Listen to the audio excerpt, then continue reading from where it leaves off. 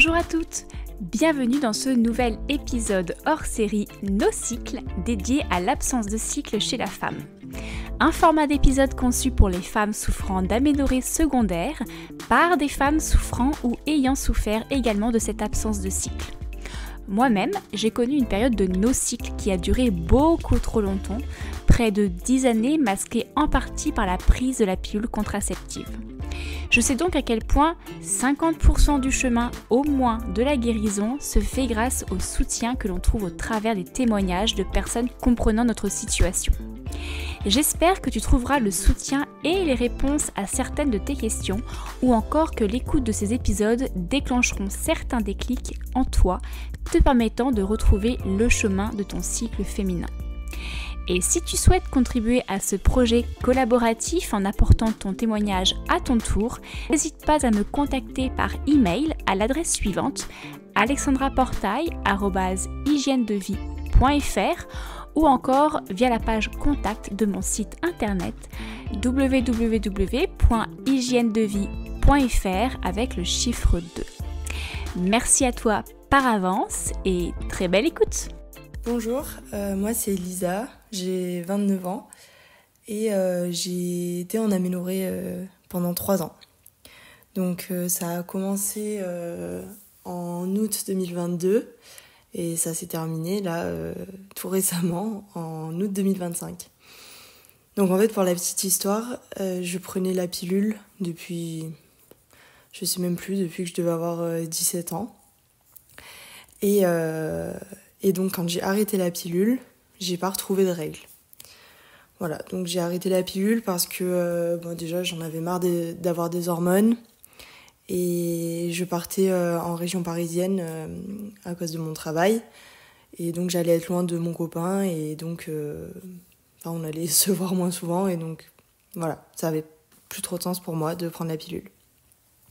Donc je suis partie en région parisienne parce que je suis prof de PS et en début de carrière, quand on n'a pas trop de points, on est obligé d'être muté dans une académie de région parisienne ou dans le nord de la France en général. Et donc moi je me suis retrouvée dans l'académie de Versailles alors que j'ai grandi à Gap dans les Hautes-Alpes et j'ai fait toutes mes études à Marseille. Donc pour moi c'était un énorme changement. J'avais aucune envie d'y aller, mais je savais que c'était le jeu de toute façon quand j'ai passé le concours et qu'il fallait que j'y passe minimum 2-3 ans. Donc je suis partie en région parisienne et pour moi ça a été vraiment horrible. Je suis arrivée là-bas, je connaissais personne, le climat, moi je m'y suis jamais fait. Et en plus j'étais loin de toute ma famille alors que je suis très famille, loin de mon copain. Bon, voilà, c'était vraiment très très très dur. Donc quand je suis arrivée là-bas, énorme stress, j'ai un peu mis de temps à m'adapter. Et donc, j'étais déjà quelqu'un de très sportive, mais je me suis mise à faire encore plus de sport. Donc je courais quasiment tous les jours. En plus, je m'étais fixé des objectifs. Et donc, voilà, course à pied. Et en plus de ça, donc avec mon travail, j'allais au travail en vélo. Ensuite, toute la journée, je suis avec les élèves, donc je marche jusqu'au gymnase, jusqu'au collège, etc. Je leur montre, je fais un peu de sport avec eux. Donc voilà, très active. En plus de ça, donc je suis seule, je suis un petit peu stressée. J'étais en colocation avec des personnes assez sympas que je connaissais pas auparavant, mais j'ai lié des liens avec eux. Mais on partageait pas nos repas, donc voilà, je mangeais beaucoup moins que lorsque j'étais à Marseille avec mon copain. Voilà, donc je mangeais vraiment principalement des légumes, donc des fibres, et un peu de glucides, pas trop de gras, quasiment pas de protéines. Voilà, donc j'ai rapidement perdu 5 kilos. Mais moi, j'attribuais ça à l'arrêt de la pilule. Je me disais, c'est trop bien, j'ai arrêté la pilule, je me sens beaucoup mieux, j'ai perdu 5 kilos. Et je sais pas pourquoi, j'ai même pas réalisé que c'est parce que j'avais doublé mon volume en course à pied et diminué vraiment mes apports caloriques. Mais je m'en rendais pas vraiment compte. Voilà, donc les mois passent, je m'adapte progressivement et j'ai pas de règles, premier mois, deuxième mois, troisième mois, toujours pas de règles. Bon, au début, ça m'inquiétait pas trop parce que je sais que quand ma mère avait arrêté la pilule, elle m'avait dit « Oh, mais moi, ça a mis 8-9 mois à revenir. » Donc au début, ça m'inquiétait pas vraiment. En plus, j'étais contente parce que ça me permettait de perfer en course à pied. J'étais jamais embêtée par rapport à ça. Donc voilà, j'étais plutôt contente. Quand même, au bout d'1 an, j'ai consulté une gynéco parce que ça revenait toujours pas et je trouvais ça un petit peu bizarre. Donc j'ai consulté une gynéco dans la ville où j'étais, à Gap, dans la ville où habitaient mes parents, celle que j'allais voir habituellement. Et elle m'a dit, après m'avoir fait une échographie, que j'avais un SOPK. Moi, je savais pas ce que c'était, elle m'a expliqué. Et je sais pas, mais au fond de moi, je savais que c'était pas ça.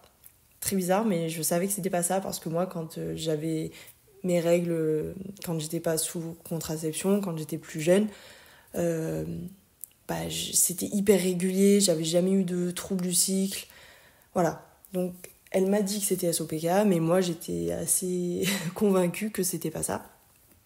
En plus, mon copain est médecin généraliste, et donc lui, il m'a dit non, mais je pense pas non plus que ce soit ça. J'en parle quand même à des amis gynéco, et je te redis. Et ces amis gynéco ne pensaient pas non plus que ce soit ça, parce que le diagnostic, ça correspondait pas vraiment par rapport à ma prise de sang et à l'échographie. Bon, bref, moi je continue, je sais que j'ai pas de gros problèmes, donc je continue le sport, toujours pareil, je m'inquiète pas plus que ça. Donc toujours à Paris, toujours un peu de stress, je déprime un petit peu l'hiver parce que il n'y a pas de ski là-bas, alors que moi je fais beaucoup de ski de fond, beaucoup de ski de randonnée normalement. Il fait tout le temps pas beau, je vois pas le soleil, enfin bref. La première année est très très très dure. Voilà, l'été je rentre à Gap, c'est là où je consulte la gynécologue. Gros stress encore à la fin du mois d'août quand il faut repartir en région parisienne. Donc la deuxième année se déroule un petit peu mieux que la première parce que quand même j'ai commencé à rencontrer des gens. Et donc, voilà, l'année se passe, toujours pas de règles, toujours les mêmes habitudes alimentaires. Enfin, je change rien, quoi, parce que je me soucie de rien. Et quand même, au bout de 2 ans, toujours pas de règles. Donc, je vais voir une autre gynécologue dans la ville où j'habitais, en région parisienne, du coup. Et elle me dit, non, vous avez pas un SOPK, je comprends pas pourquoi l'autre gynécologue vous a dit ça. Par contre, on va quand même faire tous les examens complémentaires. Donc, j'ai tout fait, IRM hypophysaire, échographie, prise de sang, voilà. Et tout était bon. Donc elle m'a dit, c'est parce que vous faites beaucoup de sport, mais vous inquiétez pas, ça va revenir. Je lui ai dit, mais donc c'est pas grave, là si j'ai pas mes règles. Elle m'a dit, non, mais ça c'est parce que vous faites du sport, donc c'est normal. Donc moi je la crois. Et elle me dit, par contre, si jamais vous envisagez d'avoir des enfants un jour, il faudra passer par un parcours PMA. Bon, petit coup au moral, parce que même si je veux pas des enfants dans l'immédiat, j'ai pas forcément envie de passer par là lorsque j'en voudrais. Mais voilà, donc là, je sors de ce rendez-vous complètement rassurée. Je me dis que j'ai pas de problème, que c'est juste le sport et que si je veux retrouver mes règles un jour, j'arrêterai le sport. Mais que dans tous les cas, ça me porte pas préjudice et que c'est trop bien parce que je suis jamais gênée par mes règles. Donc là, toujours plus de sport. Donc je suis en club d'athlé, je suis en club de triathlon. L'hiver, je fais du ski de fond, je fais du ski de randonnée. Voilà, natation, vélo, course à pied aussi pour le triathlon. Je fais beaucoup de courses, donc beaucoup de courses sur route. Je fais aussi les crosses l'hiver. Je performe vraiment bien. Donc voilà, j'avais des bons chronos sur 10 km sur semi.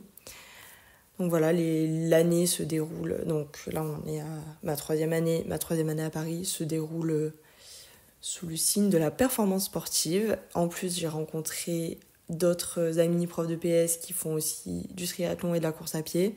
Donc voilà, on se voit tous les jours pour courir, voire même 2 fois par jour des fois. Et Je mange normalement, mais bon, du coup, avec le recul, je pense que ça couvrait pas tout à fait la dépense énergétique que j'avais, puisque bon, je m'entraîne énormément, mais à côté de ça, j'ai quand même un travail où je suis tout le temps active. Voilà, et là, on arrive en avril 2025, où un pote à moi devait faire le marathon de Paris, et au final, il se blesse, et moi, je sors d'une prépa semi, donc j'avais fait mon semi en 1h19, j'étais trop contente. Et donc, je me dis, bon, bah, je suis à la fin d'une prépa semi, allez, je récupère son dossard pour le marathon de Paris, c'est l'occasion d'en faire un.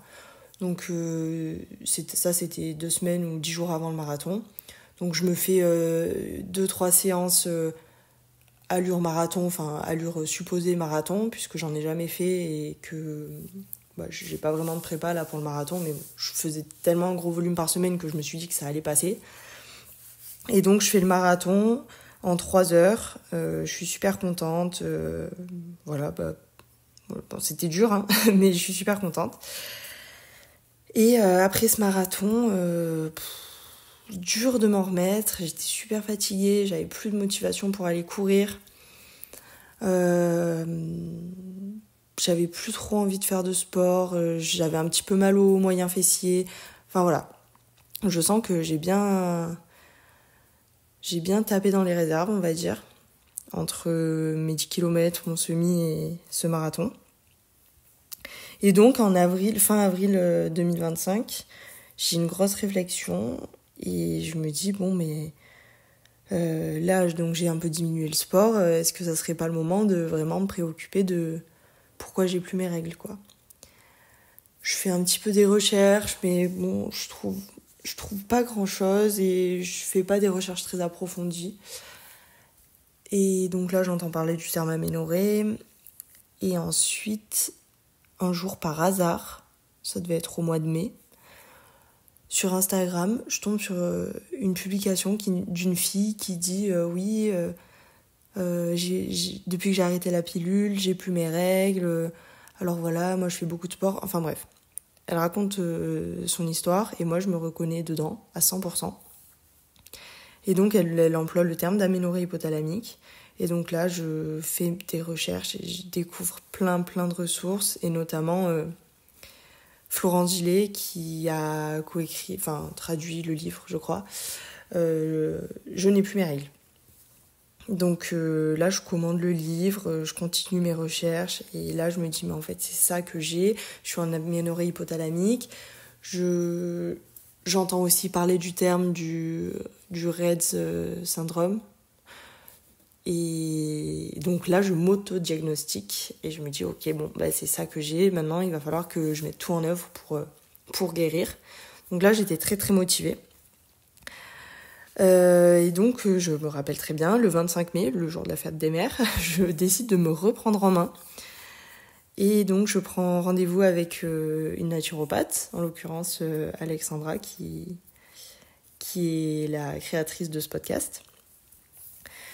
Donc là, elle m'explique que oui, c'est certainement ça, et que bon, elle aussi est passée par là, qu'il faut que je revoie mon alimentation parce que je lui ai exposé la façon dont je mangeais. Elle m'a dit qu'il fallait vraiment que j'augmente les protéines et les lipides. Donc, elle m'a fait tout un plan pour un rééquilibrage alimentaire. Elle m'a aussi conseillé quelques compléments. Après ça, donc, je suis aussi allée voir un acupuncteur.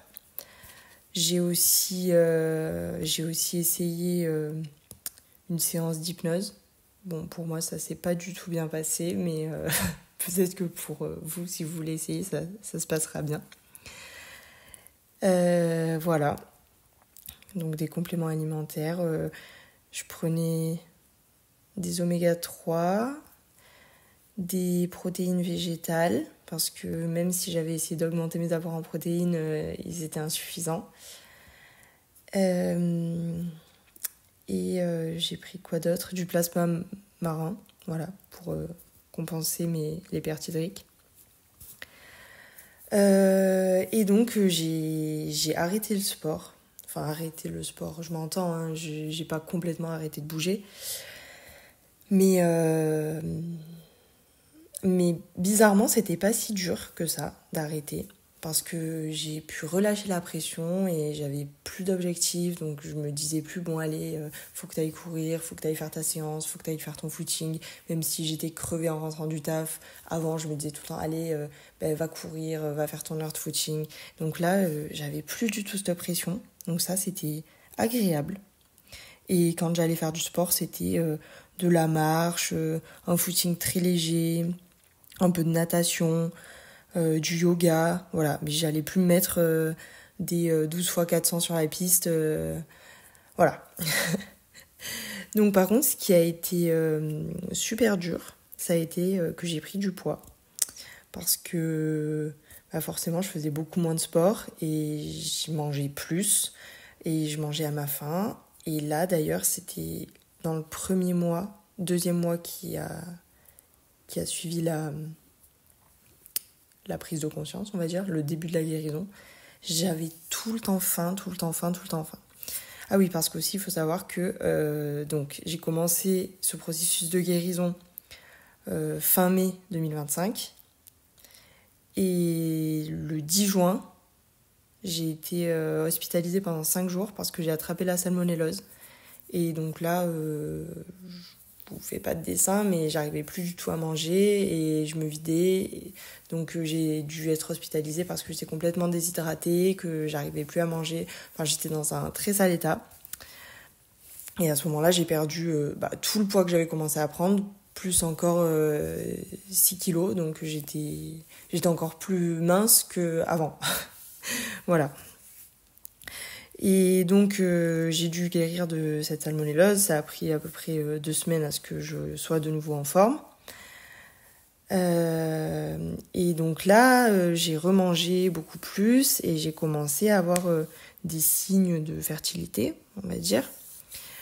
Donc j'avais de la glaire cervicale un peu en mode blanc d'œuf, en très petite quantité, mais je me suis dit que c'était quand même un signe positif.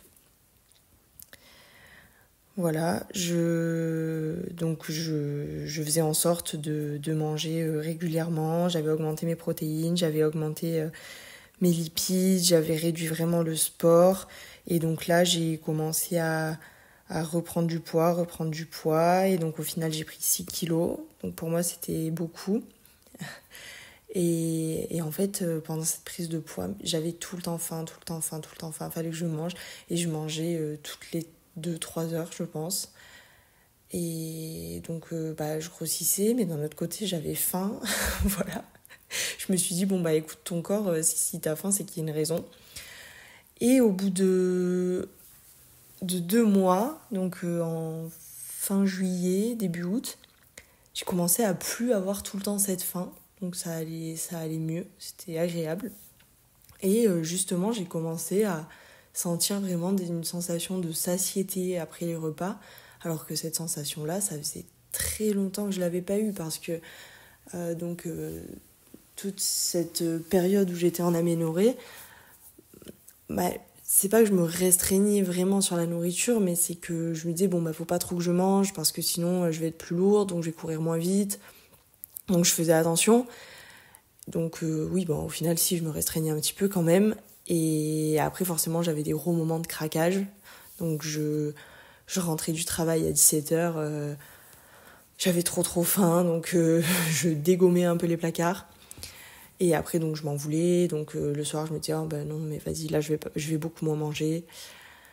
Bon voilà, donc c'était un petit peu, quand j'étais dans ça je me rendais pas compte, mais avec le recul je pense que j'avais un petit peu des troubles du comportement alimentaire quand même. Donc tout ça pour dire que la sensation de satiété je l'avais jamais, mais par contre la sensation de faim je l'avais quand même très très souvent. Voilà, et donc là à partir de fin juillet début août, je recommence à avoir cette sensation de satiété que j'avais pas eu depuis si longtemps. Et donc à la fin d'un repas, des fois j'avais plus faim, c'était trop bien. Alors qu'avant, j'aurais pu manger 3 fois du dessert, j'aurais encore eu faim quoi. Donc voilà. Et les signes de fertilité ont continué assez régulièrement. Donc tous les mois, j'avais de la glaire cervicale en mode blanc d'œuf. Donc j'étais contente. Je me disais que c'était bon signe. Voilà. Après, en août, je suis partie en vacances. C'était prévu et on avait prévu de faire de la randonnée, du trail, du vélo. Donc, j'allais pas annuler ça au dernier moment. Mais par contre, je voulais pas non plus retomber dans le sport à outrance. Donc, je me suis dit que déjà, je ferais que de la randonnée, je ferais pas du trail. Et lorsque mon copain et j'étais avec ma sœur et son copain elle, aller faire du vélo, j'irai pas, ou alors j'irai beaucoup moins vite, beaucoup moins longtemps, etc. Donc je réadaptais ma pratique sportive. Et des fois, eux, ils partaient faire du trail et moi, je restais. Je faisais une petite marche tranquillement, je faisais un petit peu de yoga, un petit peu de méditation. Voilà, donc j'étais vraiment à l'écoute de mon corps. Et c'était agréable. Mais après, je vous cache pas que c'était un petit peu frustrant quand même de pas pouvoir aller avec eux. Et aussi, en fait, le pire dans tout ça, c'est que j'étais passée d'un quand même bon niveau en sport à là, j'avais beaucoup régressé et c'était trop difficile à vivre, quoi. Et donc c'est aussi entre autres pour ça que j'avais arrêté la course à pied pendant toute ma guérison, parce que je savais que dans tous les cas, je pourrais pas m'entraîner pour performer, et donc je voulais pas me sentir lourde, essoufflée à 5,30 au kill, alors que d'habitude mes footings, je les faisais à 5,10. Enfin, voilà, je voulais pas avoir cette sensation. Et donc après cette semaine de vacances qui s'est très bien passée, j'ai continué mon processus de guérison. Et vers le 20 août, j'ai recommencé à avoir de la glaire cervicale en mode blanc d'œuf, un peu plus longtemps que d'habitude. Et j'avais mal au sein, mal au bout des seins. Je me disais, mais est-ce que ça serait pas l'ovulation ? Enfin voilà, j'étais un petit peu émue. Et là, voilà, fin août, je suis prof. Le 29 août, c'était, donc avant-hier, c'était la pré-rentrée. J'ai fait ma pré-rentrée donc dans mon nouveau collège. Ah oui, parce que ce que j'ai pas dit, c'est que j'ai eu ma mutation pour revenir dans les Hautes-Alpes.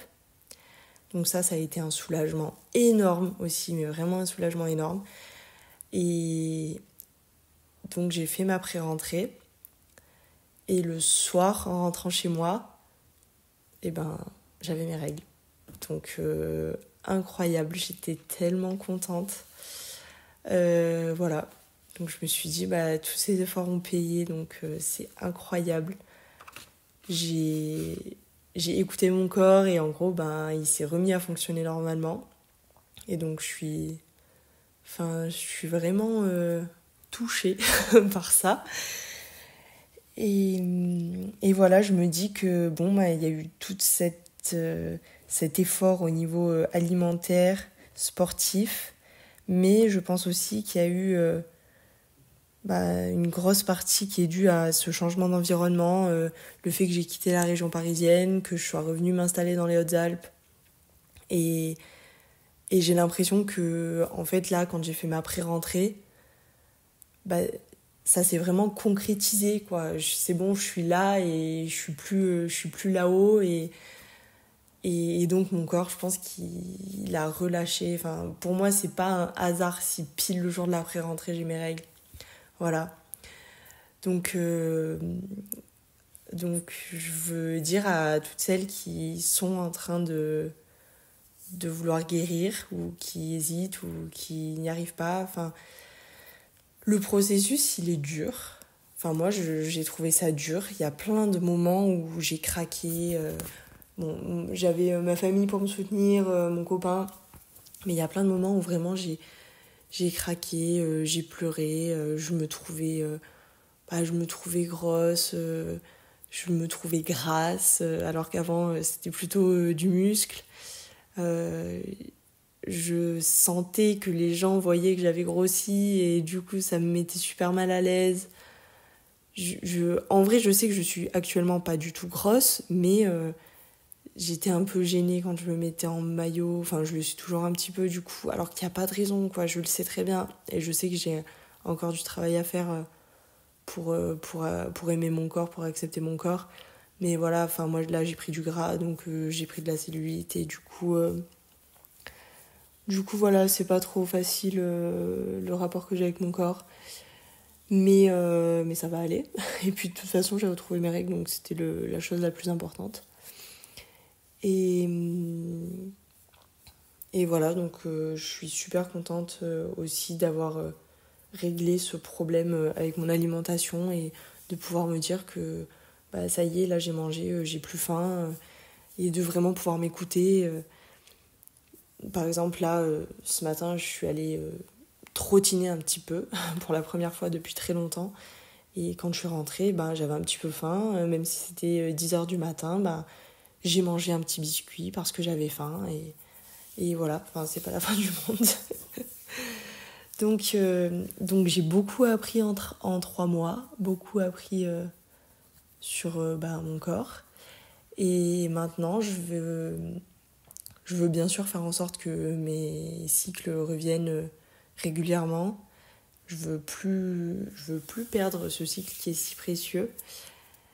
Et donc, je vais reprendre l'entraînement, mais d'une manière plus raisonnable, en m'écoutant davantage.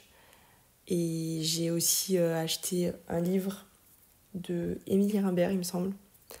Après avoir écouté un podcast qu'elle a enregistré, c'est S'entraîner comme une femme, pas comme un homme. Enfin, je sais plus si c'est le titre exact. Mais voilà, je pense que nous les femmes, on peut pas s'entraîner exactement comme les hommes parce que sinon, notre corps il est pas fait pour ça, quoi. Donc après, certaines peuvent y arriver peut-être, mais moi je pense que c'est vraiment, vraiment important de s'entraîner en fonction de son cycle et de s'écouter surtout et de se respecter, quoi, au final, parce que je me suis dit que voilà, là pendant ces 3 années j'ai forcé sur mon corps alors que il essayait de me dire que ça allait pas et moi j'ai ignoré ces signes, mais aussi je m'en veux un petit peu à moi, mais j'en veux aussi au corps médical, même si je sais que c'est pas forcément de leur faute parce qu'ils sont pas forcément formés, mais ce problème il est tellement récurrent chez les sportives parce que je m'en suis rendu compte avec toutes les recherches que j'ai fait et aussi en parlant avec une fille de mon club d'athlétisme qui était dans le même cas que moi, et au final on en a parlé là il y a une semaine alors que elle aussi ça fait super longtemps que c'est son cas, et c'est dommage qu'on n'en ait jamais parlé avant, quoi. Et c'est un tabou, malheureusement, personne n'en parle, mais beaucoup de monde en souffre. Voilà, donc j'ai aussi pris la décision de toujours en parler autour de moi, et donc moi, avant j'étais à fond sur Strava, je mettais tout le temps, dès que j'allais courir, tout le monde voyait que j'allais courir. Et c'est vrai qu'à partir donc, de la fin du mois de mai, quand j'ai décidé de guérir, j'avais pris comme décision aussi de plus du tout utiliser ma montre lorsque j'allais marcher, rouler, etc. Et donc j'ai plus rien mis sur Strava. Et j'ai reçu des messages, mais je sais pas, d'au moins une dizaine de personnes qui me disaient ça va Lisa, tu mets plus rien sur Strava, c'est trop bizarre, tu t'es blessée. Je leur dis non, mais et ensuite j'expliquais le problème, voilà. Mais pareil, à chaque fois que je voyais des potes, ils me disaient tu mets plus rien sur Strava, qu'est-ce qui t'arrive, voilà. Donc j'ai mis au courant à peu près tout mon entourage de mon problème, et personne n'était au courant que ça pouvait exister et que ça pouvait arriver à beaucoup de femmes.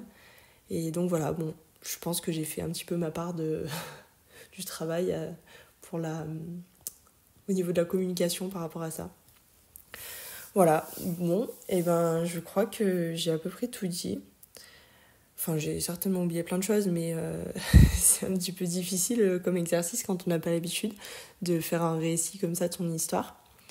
Donc, j'espère que ce que j'ai dit pourra aider celles qui nous écoutent. Et du coup, si j'avais des conseils à donner, ça serait si vous vous lancez dans cette guérison, allez-y à fond. Pour ma part, j'ai pas trop eu besoin de me faire accompagner, mis à part par Alexandra que j'ai vue une fois. Mais après, j'ai fait beaucoup de travail sur moi-même, enfin beaucoup de remise en question. J'ai un petit peu écrit l'avancée de... Enfin, j'ai un petit peu écrit et j'en parlais beaucoup avec mon copain. Voilà, je lui ai confié tous mes doutes, mes peurs, etc. Et, ouais, réduisez le sport, je pense que c'est vraiment la chose, réduire vraiment le sport à haute intensité et manger plus et plus régulièrement et sortir enfin si c'est votre cas, de cette sensation de tout le temps avoir faim. C'est pas normal de tout le temps avoir faim, je pense, c'est qu'il y a un problème, notre corps il est en train de nous parler et donc pour ma part ça se traduisait par des compulsions alimentaires quand je rentrais du travail. Et à l'époque, je pensais que c'était vraiment la norme, hein. Je pensais que c'était normal d'avoir faim comme ça. Mais en fait, maintenant que je mange à ma faim, non, c'est pas normal. Donc voilà. Bon courage à toutes celles qui essaient de retrouver leurs règles. Vous allez y arriver, c'est sûr. Il faut juste du courage, de l'écoute de soi et être bien entouré. Voilà. Je vous remercie de m'avoir écouté jusqu'au bout et je vous souhaite une bonne journée ou une bonne soirée.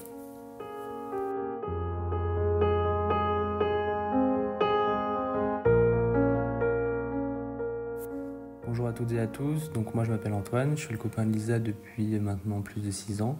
Je suis aussi médecin généraliste et donc je voulais revenir un peu sur toute cette période avec ma vision d'accompagnant et comment j'ai essayé de l'aider à traverser toute cette période.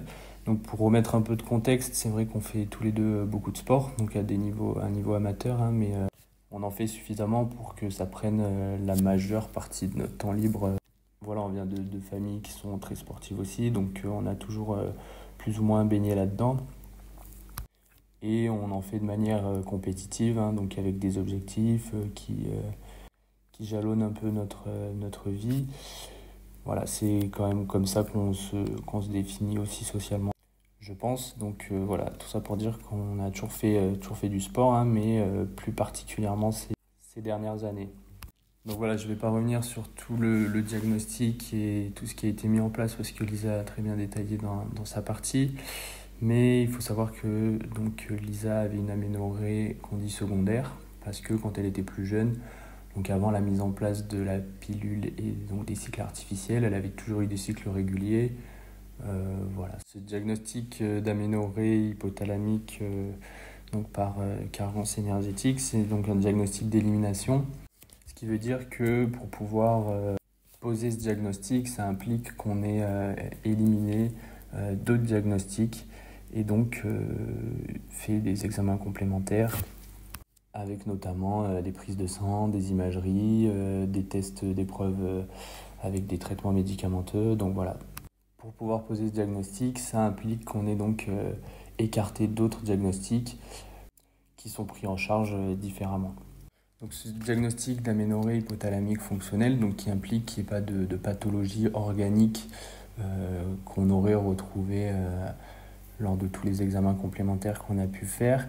C'est donc une conséquence du RED-S syndrome qui est lié à une carence énergétique, donc un déséquilibre entre ce qu'on va demander au corps en termes d'exercice physique et donc de dépenses et ce qu'on va lui apporter avec l'alimentation et la récupération. Donc, il faut savoir que c'est un diagnostic qui est hyper fréquent, notamment nous dans le sport d'endurance, hein. Donc on fait beaucoup de courses à pied en club, voilà, du vélo de route, donc des sports d'endurance. C'est un diagnostic qui est très fréquent, mais qui est hyper tabou. Et du coup, c'est vrai que moi je suis médecin généraliste, mais je fais pas de gynécologie, donc évidemment oui, j'en avais entendu parler pendant mes études, mais ça reste un diagnostic qui est tellement peu évoqué, notamment chez les sportifs amateurs, et en plus qui ne se voit pas. Si la personne ne vous dit pas qu'elle souffre de ce syndrome-là, vous ne le saurez probablement jamais. Alors il peut y avoir des signes, hein, qui nous orientent, mais c'est vrai que c'est pas tout blanc ou tout noir. Par exemple, pour Lisa, elle n'a pas de trouble de comportement alimentaire, elle n'a pas un IMC qui est très bas, elle n'est pas maigre. Voilà, donc Sûrement que lors de son départ à Paris, du changement de mode de vie, il y a eu peut-être une petite restriction alimentaire plus ou moins volontaire, mais en tout cas à la base, il n'y a pas de troubles de comportement alimentaire, ni de restriction en tout cas sur la quantité des aliments qui sont mangés. Alors après, sur la qualité des différents macronutriments, c'est sûr que c'est là qu'il y avait probablement un souci. Et je pense que c'est la partie la plus difficile à corriger parce que la nutrition, c'est un domaine qui est hyper vaste et qui est très compliqué, surtout quand on fait du sport, allez, on va dire 15 heures par semaine.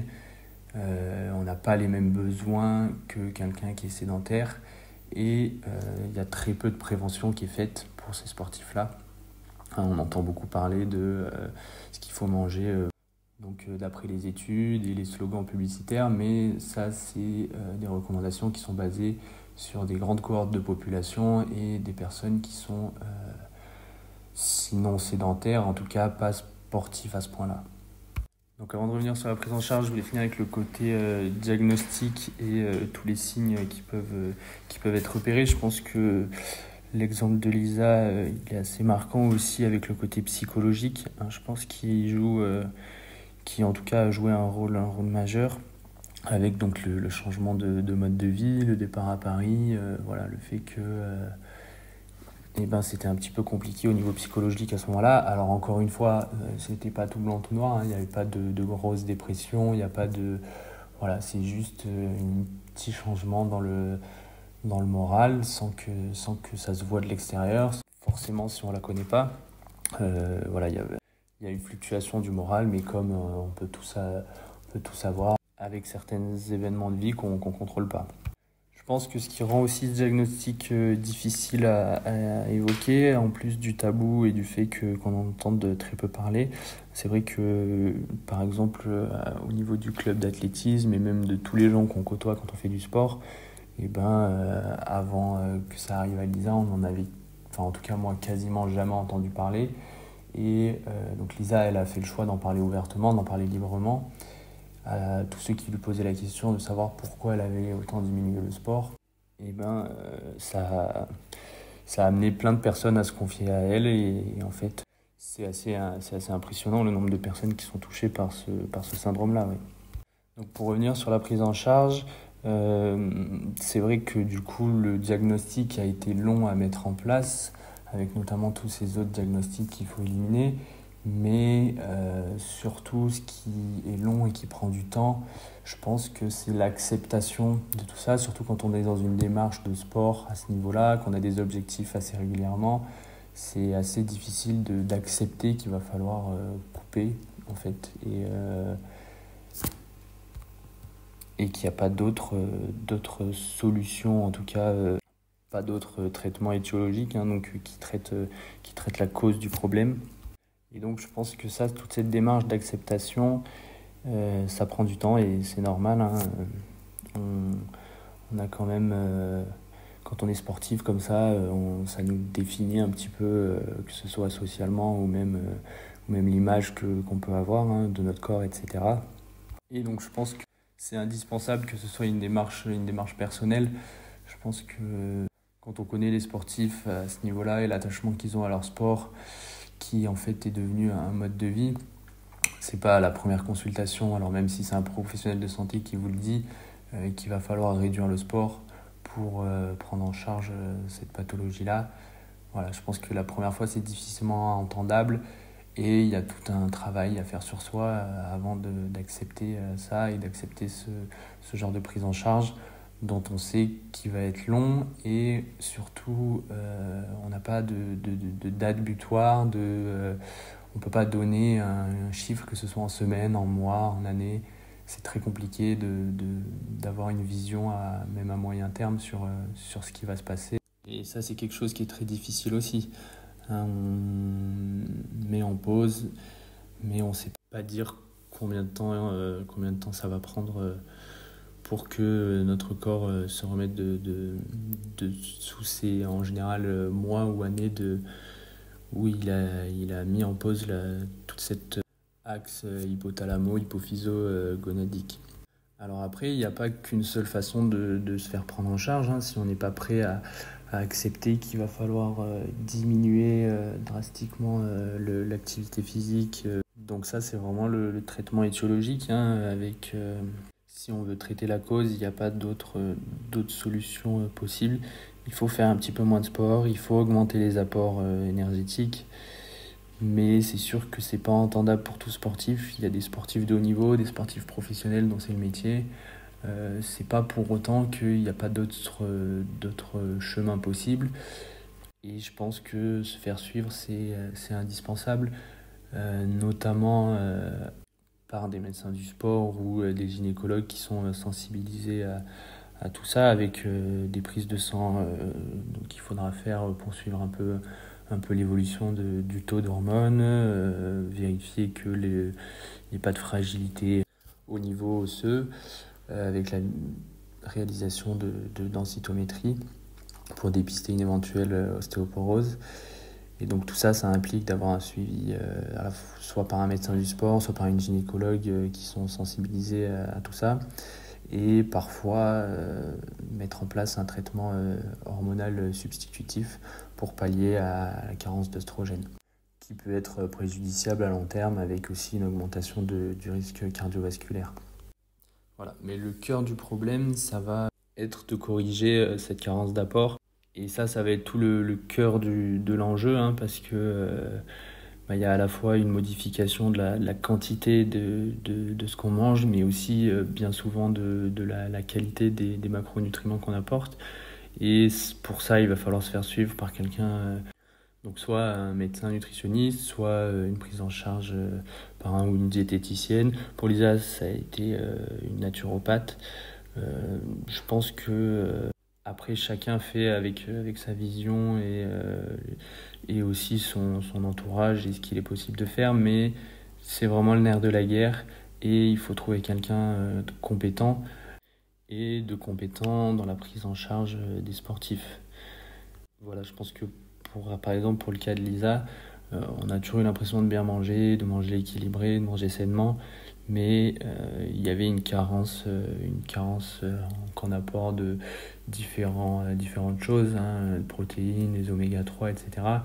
Et en fait, la nutrition, c'est un domaine qui est tellement vaste qu'il faut quelqu'un qui soit formé et compétent là-dedans, sinon ça devient très compliqué. Donc voilà, je voulais juste faire un petit point sur le cas de nous les hommes. Donc nous aussi, on a le même problème que les femmes. On est moins facilement diagnostiqué parce qu'évidemment, on n'a pas de cycle menstruel.